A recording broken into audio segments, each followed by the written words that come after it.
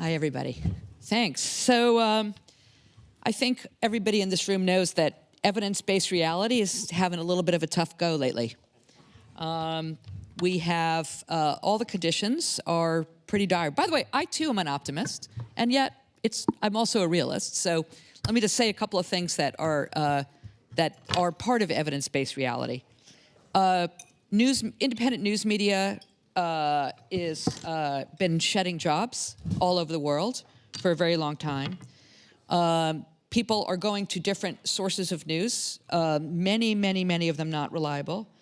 All the big tech platforms, social media companies are effectively abandoning content moderation.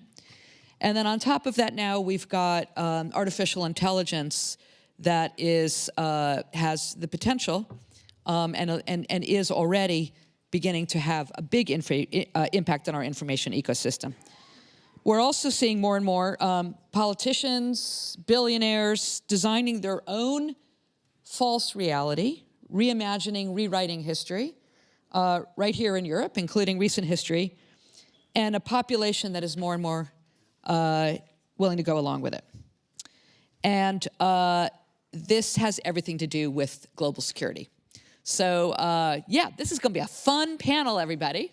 But no, we are going to get to solutions and to hope because, like our friend from Estonia, I too am a glass half full kind of person. So we've got a fantastic panel for this, a large panel. Let me just quickly introduce them. Lisa Kaplan founded Alethea Group. Wait, did I pronounce it? Alethea. Alethea Group. Close I enough. knew that. I'm so sorry. They work with organizations to protect them against disinformation threats. Maia Mazurkiewicz. Mazurkiewicz. Wow, I really should have practiced this better. I'm so sorry. Co-founder of Alliance for Europe, where she focuses on strategic communication. Nicola Hudson, that's an easy one, partner at Brunswick, leading cybersecurity, data privacy, also was previously with the GCHQ. Then we have Ginny, Badanes, Senior Director of Democracy Forward, which is the Microsoft initiative that focuses on the stability of global democracies. And Vilas, Dhar, who is president of the Patrick J. McGovern Foundation and brings a really incredible mix as a background as an entrepreneur, technologist, and a human rights activist. So last year at this time, in fact, literally last year, I think, on this stage, we were having a conversation about that 2024 was the year of the election. And we all know more people were eligible to vote in national elections in the same year than any time in history. And we were wringing our hands and worrying a lot about the information ecosystem and what impact AI might have on it. There were a lot of really scary predictions out there. So here we are now, a year later, and I think we want to talk about how that went. You know, some call 2024, in terms of the AI threat, the dog that didn't bark. So, like, a lot of the mainstream media has flipped from, oh my God, this is going to be a disaster, to, it was a big nothing. I think the truth is somewhere in between. And I'm going to ask Ginny to speak on this, because at Microsoft, of course, this is what you do. You're looking at the impact of these information ecosystems. So what happened in 2024? Yeah, so the good news is, as you said, it wasn't the AI apocalypse, and that is a good thing. But also to your point that, first of all, it doesn't mean nothing happened. It doesn't mean that we didn't see indications of how adversaries might use this tool in their operations, both within the democracy and election space, but also elsewhere, which I know we'll talk about a little bit as the conversation goes on. But through the frame of what did happen and what did the actors do, what did we see, I'll start with Russia, who was quite prolific. Of course, they remain focused on Ukraine, as everybody knows, and that is their primary objective as far as we can tell, but they continue to be able to walk and chew gum at the same time. And so we did see some effort at interference within the US elections, including the use of AI. Now, it wasn't necessarily the way that we had anticipated. I think everyone kind of expected what we would see is, like, you know, a total deepfake video of a candidate, prominent candidate, saying something that they didn't say. And while there was some of that, those were usually pretty easily debunked. Instead, what we saw is a lot of use of voice clips. deepfake voice audio files that were put into actual real videos. And that was a fairly effective strategy. Now, did it have actual impact? That's not really, we don't believe so. But it is something to keep an eye on. So for example, there was a video of Kamala Harris at a real rally. It was a real video. She was giving a speech. She was saying some things about Trump. And then they inserted a little tiny slice of her saying, and he couldn't even die with dignity, and then just kept going. And she did not say that. But the way that they put it into the video was pretty well done. It was not easily determined by just watching it that that wasn't something she had actually said. And again, it was debunked fairly early, did not take off, wasn't viral, but it was a good indication of how we saw them using this technology. We could go on forever, but we don't have a lot of time. So another example of where we saw this used was Iran, in a sort of unique way for them, created a lot of fake news sites. And we believe AI was a way that they were able to do that to scale. And also in order to create the amount of content and in English, in a way that didn't have as many normal tells as you would get if you weren't using AI to do that. So they would take real articles, they would run it through, we believe that they would run it through AI to create versions of that article that changed it so it wasn't as easily detected. And then of course, on these fake news sites, they would include propaganda and pieces of information that they were trying to get across to the American people. And we saw that they stood up somewhere between 12, 14 of these sites. And they would have names like, you know, you take a Midwestern US town and throw Gazette at the end, right? So they would look like a real news site to someone who doesn't live in that area, and then they would spread them across various social media channels to draw attention to them, and people would read those stories, not realizing that they were reading Iranian propaganda. So those are just a few examples of how we saw AI used. Again, it wasn't necessarily how we were expecting. I would say as we look at the threat environment going forward, continue to focus on the use of voice cloning. It's just pretty easy to do right now. There are a lot of tools that enable it, and it's hard to detect. Again, detection is a whole other panel probably, but voice detection is quite difficult. So I'll stop there for the sake of the panel. So speed and scale really is more than sort of the big spectacular deepfake. Maia, so you're studying what's happening in Germany right now. Elections, of course, are still ongoing around the world, maybe not at the size and volume of last year. So what are we seeing right now in terms of AI-driven or even not AI-driven mis and disinformation about Germany? I think that's the most important thing, because we've been saying, or you've been saying about the threat of AI. I mean, first of all, AI is a tool. No? You can use it as the knife. You can use it for good, or you can use it for bad. And that's the most important thing, because if we are talking about the threat of AI, we are already imposing something to people's head. And I think if we are talking about the environment, an information environment, that's the key issue. Like, we are living in a space that it's not living in a bubble, although some of the people are, or most of us are, but we're having words that are out there. And if we're talking about the influence of elections, because that's what we are talking, and that's what we've been saying a lot last year as well in the mega election year, and we're still saying it, we are seeing different tactics, techniques, and procedures, and they are changing. And you're the cyber experts, so you know how different ways you can use it, you can do it. But you don't even need the AI for it or the cyber tools, because you can have, as Putin does, a media. And last year, before the Munich Security Conference, he was just, you know, having a big interview and talking his things. And right now, we also have a huge discussion about the Ukraine. So that's also somehow interference, right? Because, well, right now we are living in a space where people can't really say what is true, what is not. There is too much information. Our brains are living on dopamine and different ways of bringing the emotions. So those are all the ways, and I think it's important to say it. And yes, we're seeing in Germany different influence operations. There is the report that you can check on Alliance for Europe website that was just published yesterday and was done with the cooperation of different networks, because I think that that's most important thing is we need more collaboration to actually see what is happening in there. And the tools that are out there, AI, but also the new technology is being very well used in the information technology.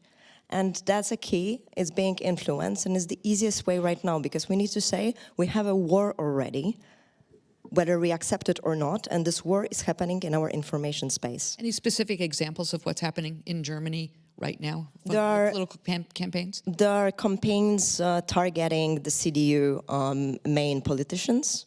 especially, and other politicians as well. And there are different campaigns as well talking about immigration. So kind of you can see that there are influencing the AfD narratives.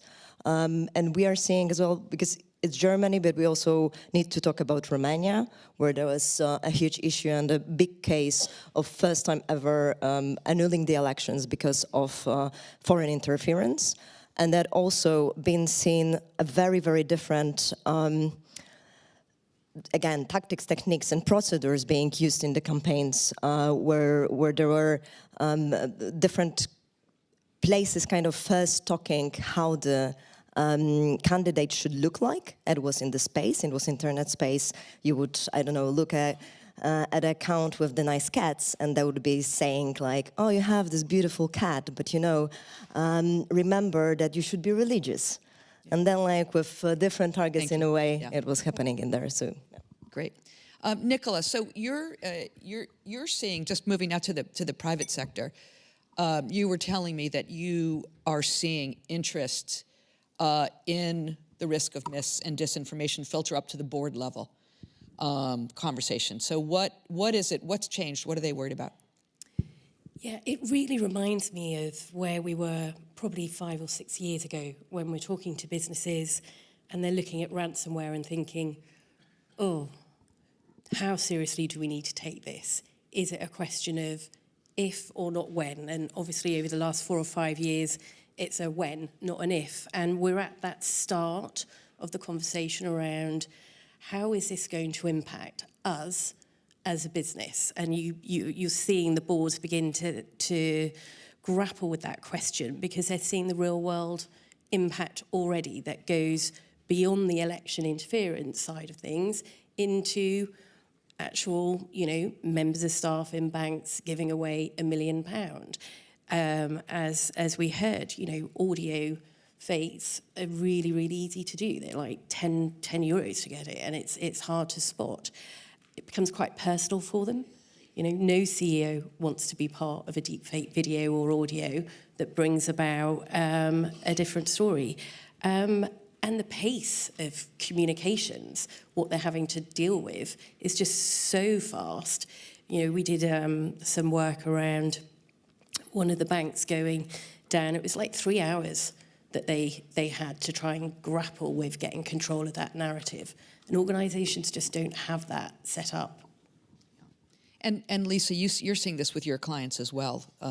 How is AI affecting them? Or sorry, how is mis and disinformation, rather, whether it's AI or not, affecting them directly? Well, if you spend too much time with me, you'll come to know AI is just fancy math. So the reality is what we're seeing is the automation and the ability to produce these campaigns faster is impacting companies, and it's impacting companies across a variety of different dimensions. So a couple quick examples. We work with a company that was operating in a country that I would say is more hostile to Western nations, Western brands. And what we identified were narratives of them having malign influence. This was obviously not true, but the unfortunate matter is we're operating in a low trust environment. So it doesn't matter if it's true or it's not true. It matters if people believe it, and if it's going to impact your ability to operate or your ability to achieve a goal. So in the case of elections, the goal is obviously a free and fair election where you don't know who is going to win the night before. In the case of a corporate brand, what we end up seeing is, in this particular instance, these allegations were being amplified by an inauthentic network of accounts that were likely using automation and AI in order to propagate information and make it spread within the algorithms. We all know how that works. But now we also have a proliferation of platforms where different platforms have different rules and cater to different ideologies. And so what we ended up seeing, and this is where it becomes strategic, because if these types of allegations are being made, well, it was coming from the country that they're operating in. So the government was behind the attack against this brand. If they were to say, hey, we just caught this country doing this to us, well, that's a really quick way to get guys with guns to show up at your office. And so it becomes strategic as to what you do next. So what they ended up doing was security, communications, and legal came together. They decided that they needed to expose the narrative and get out in front of it, but that it couldn't come from them. So they partnered with the media to be able to expose it and pre-bunk it and get out in front of it because it was still in the early days, and they won the narrative because they had the highest volume. They were the first to be able to get to people, and as a result, then the platforms ended up taking down the network because it's actually a violation of their terms of service. And so there are ways that companies can get out in front of this. The other thing that we're seeing right now as a trend is that individuals are being targeted because they are associated with the organization. We see this manifest as threats of violence against individuals who are, just doing their jobs. Particularly spokespeople, I do find that women and people of color also get targeted differently online. But we're seeing that occur, especially in the United States after the UHG CEO was murdered in Midtown Manhattan. We've seen an evolution of threats against corporate brands as well. And the last thing I want to mention is we're also starting to see a conflation of narratives between the geopolitical and the business-oriented. So in the US elections, what we observed was there were corporate brands who, because corporations invest so much in their brand, their advertising campaigns, their ability to be recognized, their ability to get content disseminated within algorithms, we actually saw the Russians creating synthetic videos alleging things like former Vice President Harris was in a lawsuit with Kentucky Fried Chicken, which is not true. But because KFC has brand relevance, because it's also tapping into racist undertones in conversation, they're essentially trying to leverage that brand to be able to reach more people. And so we are increasingly seeing corporations get swept up in these conversations as well. And it's the corporation's problem because they then have to deal with the fallout. Yeah, it's getting ugly out there. I want to pick up on what you said about low trust environment, because I think that's a really, really important point, and maybe sort of like the dry tinder that is really creating the conditions for mis and disinformation to be so much worse. Vilas, you have a concept that you're calling AI-based belief arbitrage, which I love that. I need you to explain to us what it is. But it's everything. It has everything to do with the fact that we live in a low trust environment. So we're going to widen the aperture here of the. Thanks, Vivian. I'm going to continue the sunshine train here that we're hearing from this panel. And I will say this is the first time I'm speaking publicly about this. We've spent the last few years briefing on this quietly, but I think it's time for us to bring this conversation out. I think the fundamental challenge here is we continue to believe that misinformation or disinformation are the real challenge. And we come up with structures that respond to that, from pre-bunking to watermarking to figuring out the ways that we can address deepfakes. There's a more fundamental challenge that AI enables in a way that we've never really seen before, which is the use of independently credentialed and verifiable information that's used for the manipulation of an information ecosystem. So let me give you kind of a frame for this. When we think about a basic cybersecurity attack, nobody ever does the frontal assault, right? There's really a three-step process. You map a network, you identify vulnerabilities, and then you come up with a staged assault. And to take that kind of framework and apply it to human psychology, what we're seeing is what media and political actors have been able to do for a very long time to understand an individual's psychological preferences, political predilections, their biases, to map the vulnerabilities, what I think of as cognitive seams, the elements of their belief structure that are particularly vulnerable to some kind of information injection. And then to come up with a phased attack methodology that really is where AI begins to play a role. To say, instead of thinking about how you might provide a piece of disinformation that moves somebody's mental state, you instead think about how you use AI to do deep political targeting of an individual's preferences, to identify those cognitive seams, and then to develop an automated information campaign that through trickles, drips, and drabs brings somebody from a mainstream position to an extremist one. This sounds, in many ways, like what we've seen for so long in the form of media or political manipulation. I will tell you that I have briefed very senior elected officials with the threat that's emerging on the horizon around this, and one of them has said, well, that just sounds like when I throw a political rally. And I think in that comment is actually the deep danger here, right? Is that we don't find this as emotionally offensive as we do disinformation. And yet what we're beginning to see at scale is when you have generative AI that's able to create a step change in capacity, when you go from a team of psychologists and behavioral analysts that are coming up with a single campaign to saying we can actually use AI to automate this entire function at population scale, you've got something else going on. And I'll close with this. I mean, where we're seeing it in real time are things like, if you look at what happened with QAnon, conspiracy spreading, TikTok-based kind of belief journeys that are being created. You might go on TikTok, watch a lot of fitness videos, and then be led to something that actually is about eating disorders. Those are happening organically and without intention. But now for an adversary to be able to take up that process and pathway to send out 300 million emails over the course of a single election campaign, essentially to say, I'm going to take you from where I know you individually are to a place where I want you to be using generative AI created individualized pathways and to do it at scale. We have not seen evidence of this yet. And I think that's probably one of the great signs of the 2024 election.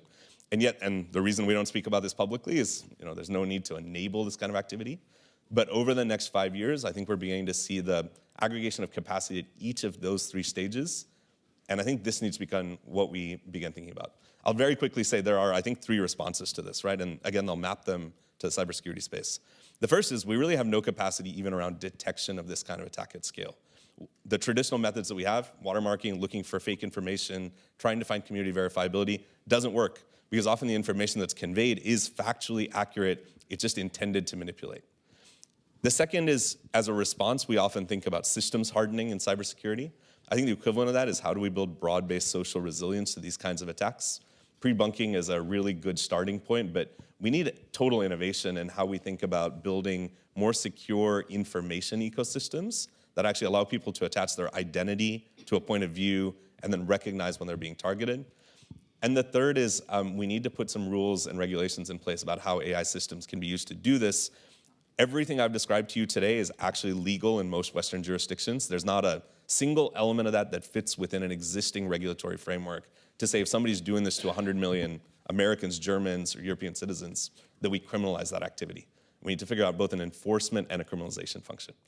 That was a lot. Thank you for your... Yeah, well, it was fascinating, but it was a lot to take in. And so far as, all of the 3 solutions that you're talking about, none of them seem to have any particular momentum behind them, including the regulation. But Lisa, I know you wanted to jump in here. So I completely agree in that we need more regulation because the reality of the matter is like when we're identifying, even if it's threatening language, threats of violence, short seller attacks, brand attacks, oftentimes none of that is illegal. It's a question of how do you protect, how do you create resilience, but there are very few actual legal options for people who are being targeted.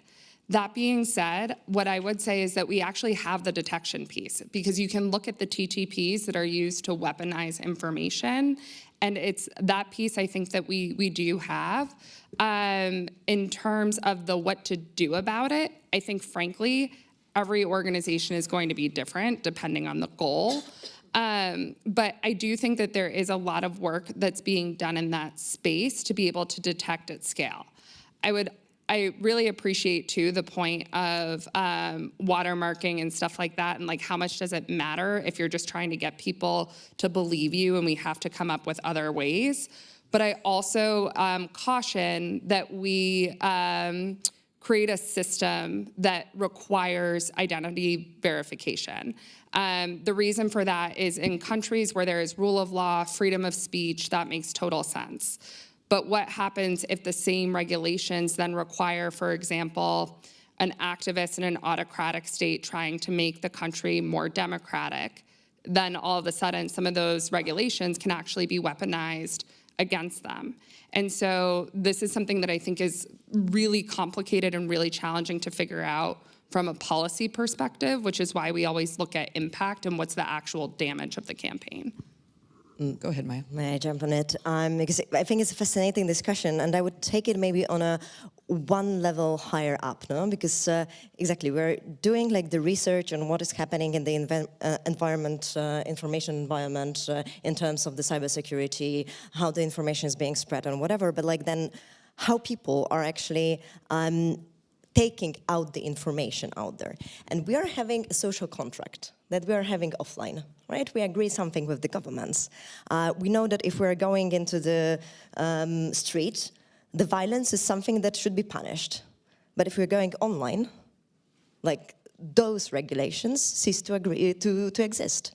And that's exactly something that X and Meta and probably other platforms are going to start to do. So if we're talking about the resilience building, like all of those things on the lower level and very particularly done in terms of how to work it with on the cyberspace are crucial.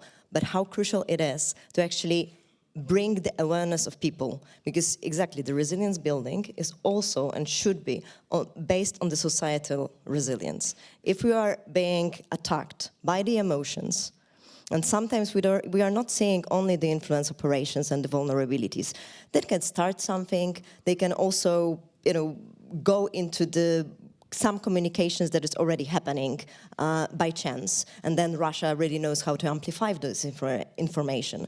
But people need to be aware that a war like this is happening on their hearts and minds, and kind of really come back also to the human side of it, right? So we need to use, from one hand side, technology for good and develop it and use it. But on the other side, we really need to bring this human experience. And I believe that we need the social contract for the internet, because otherwise we are saying, or like Elon Musk is saying, that it's freedom of speech. But what freedom of speech it is? Only the freedom of speech that is basically making some of the people more wealthy than they are with the clickbites. So what makes it, did you want to jump in, Nicola? No. Oh, yeah. Well, what makes it so complicated is we're as Vilas pointed out, we're talking about, this isn't necessarily mis and disinformation. This is a form of manipulation, but on any individual basis, I don't know that you can show any kind of particular wrongdoing to be able to target. I'm just saying that, just expressing the challenge here, to target a piece of factual information at a person because because at scale, that that's going to cause a certain effect. Ginny, I wanted to, this is, Meta calls this, coordinated inauthentic behavior, or they used to. I know they're changing a lot of their terminology these days. Sorry to anybody Meta in the room. And this is quite the detection of these kind of adversarial campaigns, it's something completely different than content moderation. Because it's not about saying this piece of information is harmful and should come down. It's about patterns. And talk a little bit about how, this is part of what, the work that you're involved with. How are you seeing the detection of these kinds of manipulation at scale where there's no individual piece of content harm or individual harm? Well, this is the first time I've heard this, and so I've been taking it in and doing a lot of thinking since you were talking, and I think I'm not convinced yet. First of all, you already said that you've not seen it, so we obviously haven't as well. There's no evidence of this kind of behavior happening, and I don't want to repeat what you heard from that member of Congress or whoever you were speaking to, but it does sound like a persuasion campaign using the newest tools available, and so. To the point about there aren't laws against this, I'm not entirely convinced that what you just described should be viewed entirely as a negative thing, because I think it's almost like we're framing something as a weapon and not looking at it as a tool, right? As we were talking about before. There are ways that if you can actually work people towards a different perspective, and if AI is that capable of doing it, maybe that could be used in a positive way too. So this isn't to say I've made a decision, I'm thinking, I'm processing. I would love to talk more about it. The way that we talk about manipulation, because we're in a different position than social media companies who do similar work, we tend to look less at coordinated and authentic behavior on our own platforms because we're not a social media company, so we don't really have that area of concern. But instead, we focus on what is happening outside on open source in the world more broadly, and what signals do we have to help us connect that back, particularly to nation-state activity, which is where we tend to be focused. And so that gives us a bit of an advantage, because at Microsoft we have so many trillions of signals coming in on a daily basis. We have our threat hunters, who you all are probably pretty familiar with, given that you do cybersecurity, the Mystic team, and how they focus so much on what we see nation-state adversaries doing in cyberspace. They're able to take some of that same intelligence and awareness and work with our threat analysts, who focus on what they're seeing in the open source area around information operations. And so we do have capabilities of saying that this video that is a bit unclear where it came from, and it's hard to tell just based on the domain or any of the available information where it came from, we have enough information to track that back and say, actually, we can link that to the GRU. We do have enough insight to know that that's where it's coming from. And then we provide that information sometimes publicly, particularly around elections. We did a lot of reports publicly about what we were seeing, because to the point around pre-bunking, though it's not our place to talk about narratives, we were able to say clearly, we know that this particular set of videos came from this actor. People can do with that what they want. But we think making people more aware of information is helpful. In fact, that's one big difference this last election cycle than in previous, is that not only were governments, I'll talk about the US in particular, the US government was doing a lot of external talking about what they were seeing nation state actors do, but so were private companies. So Microsoft was putting out a lot about what we were seeing these actors do. So our mapping and the research we do tends to be more actor-focused, using the signals we have, and then providing more information to both our customers in the government space, but then also to just the people for them to make up their own minds. Vilas, I want to come back to you on this. Yeah. Well, I want to ask is what you described? I mean, Ginny makes an interesting point, which is, if I'm a politician, I'm like, great, these are great tools I can use for my campaign. Like, hey, that's democracy. Is there anything wrong with this? I think it's a brilliant question, and I think a number of these comments were exactly right. So what I would say is this, I think you're absolutely right that in the framing of the capacity, there's no moral judgment, and I don't think we can make one. But we think about adversarial nation-state actor that wants to insert toxicity into an information ecosystem. This is a tool by which they do it that evades any form of existing regulatory or technological capacity to deal with it. We've dealt with this in Western democracies for many years by think of things like subliminal advertising in movies, right? That advertising companies would try to flash you a 1/10 of a second image to try to influence you. We said, don't do that. We built consumer protections. We built a number of other mechanisms by which we said it's not the mechanism, it's the intention that matters, and we'll build a regulatory response to it. I feel there's a total vacuum of even a conversation that allows us to get to that social contract, or however you want to describe it, that would let us understand how to deal with this. There's plenty of places where we might say it's great because, sure, let's have both sides of an issue use these tools to try to influence the public.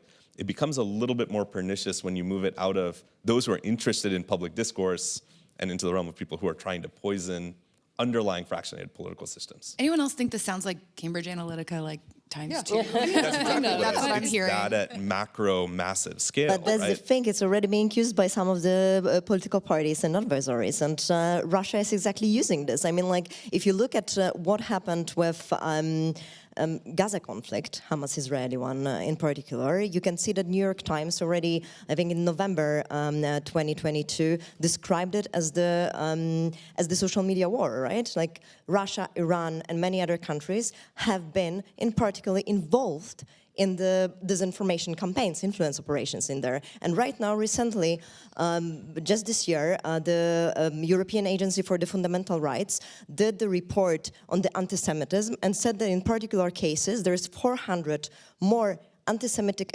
incidents than it used to be. So if we are looking of how disinformation and influence operations are changing the attitudes of people, that's here we are. And two weeks ago, I just been in Auschwitz for the 80th anniversary of the liberation of the camp. And we are in Germany, where the Holocaust denial is getting bigger and bigger. Well, in our remaining minutes, I want to talk a little bit about potential remedies, so we don't just end on just an incredibly dire note about the increase in anti-Semitism in Germany, which is a horrifying thought.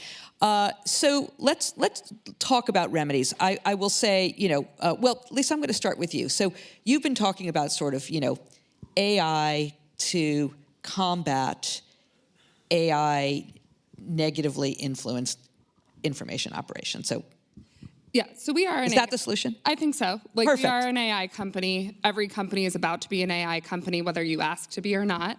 But we've developed models because we have these data sets of we caught Russian influence operations. Models, please show us other Russian influence operations in these data sets.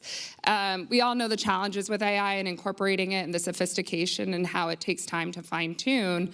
But where we're also using AI is we are essentially automating our brains. So there's a series of decisions that go into what do you actually do about a disinformation campaign. And so we found that training models to be able to identify what is out there about you and not what's trending or what's true or false, because frankly, like, we don't know what's true or false about you. We like to think you're all very nice people, but like, I don't know what you are doing. So we'd never get into what's true. So it's what's out there, who's behind it, because you're gonna handle something differently if it's a domestic short seller attack versus the Kremlin. How is it spreading? What are the actual tactical ways that may be a violation of laws? Ginny was just talking about, I think, a really important law that just passed to protect women and girls online. But is there The Take It Down Act? Thank you. There is an opportunity to enforce laws and policy violations. That's the right way to engage, I think, with government and with social media platforms. And then there's the question of what do you do about it? And so if we can leverage AI to shorten the time from detection to response, you can win. And so this is where we have to pick a side. I picked democracy. And Anybody? Any other? yeah, give me your hot takes.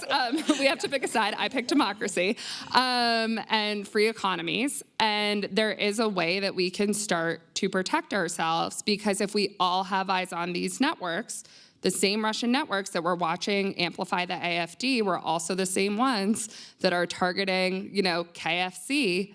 We all have an incentive to protect our own turf. So this is how we see AI being a real solution for people who want to do something about this. And I would say that on top of it, we need more collaboration instead of going out of collaborations, when unfortunately is happening as well. Because only if we do the whole of the society approach that's been discussed in here as well in details, we can really make a change. And if we have the possibility to exchange the information, which gives as well amplification of AI, but also different networks that are already working, for example, using the disarm framework. And then if you actually work with the governments and in the media, you can make a change. And I would add again, we need more education and the resilience building. And by education, I'm not only saying the education at schools, but education is also campaigns. So simpler communication, really awareness building, bring it into the society.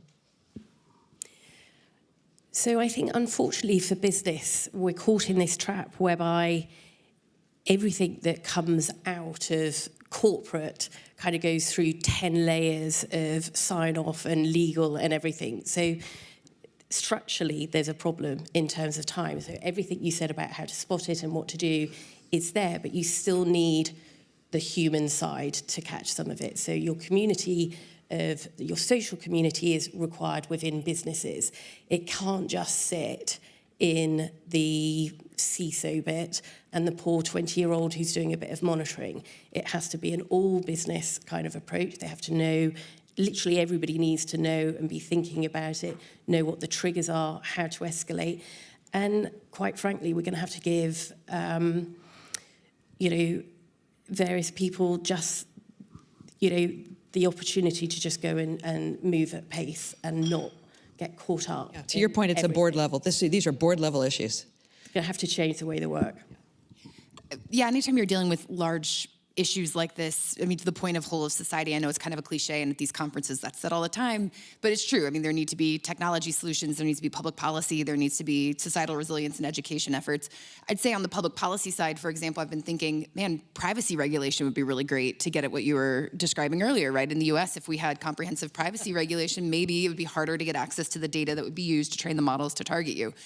So there are some existing things that can be done that don't necessarily need to address this niche issue that would actually have a better result.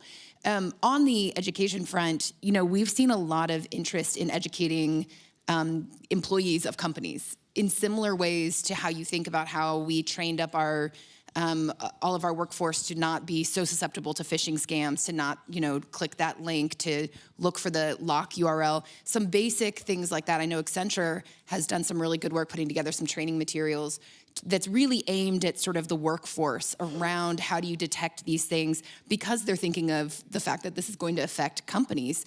And so this is not just a election democracy thing. We can take it to a place where it's going to have real effect on the workforce. So encouraging more of that kind of effort to spread the word in a way that isn't political, but still builds that resilience and awareness so that people are thinking twice before, just like they don't click the link, maybe they don't believe the narrative they're hearing, or they don't wire the money without going through some kind of thought process. But before I turn it over to Vilas to uplift us for the end of this panel, I just want to make one commentary on what you just said, where in a way that's not political, unfortunately, anything that has to do with any piece of content, no matter what it's about, at least I will speak just in the United States, has now become politicized. So this makes it really challenging. But I do love the idea of training the workforce in the same way about content operations, information operations in the same way as cybersecurity. Okay, take us home, Vilas. No pressure. That was a mandate. I'll say very quickly, I like to describe the absurdity of our kind of technology-driven policy in the most analog way possible. Like, it is the cart driving the horse. So much of what we've talked about today, so much of what we talk about in this space is how do we react to new capacities held by adversaries? What we don't do is actually say, what are the fundamental changes in our social construct of information theory, of how we criminalize activity, of how we actually advance positive interests? I think that's the remedy, right? And I think you are 100% right. That will not happen in a political construct anymore, which I think goes back and sustains and supports what we've heard from this panel, which is that has to be a whole of society approach. But what that really means is not how do we respond to the threats we see, but how do we actually frame up some common principles for a more healthy information dialogue. I'd love to see that happen. All right. Well, we will report on progress next year. Thank you to this wonderful panel, and thank you so much for your attention. Thank you.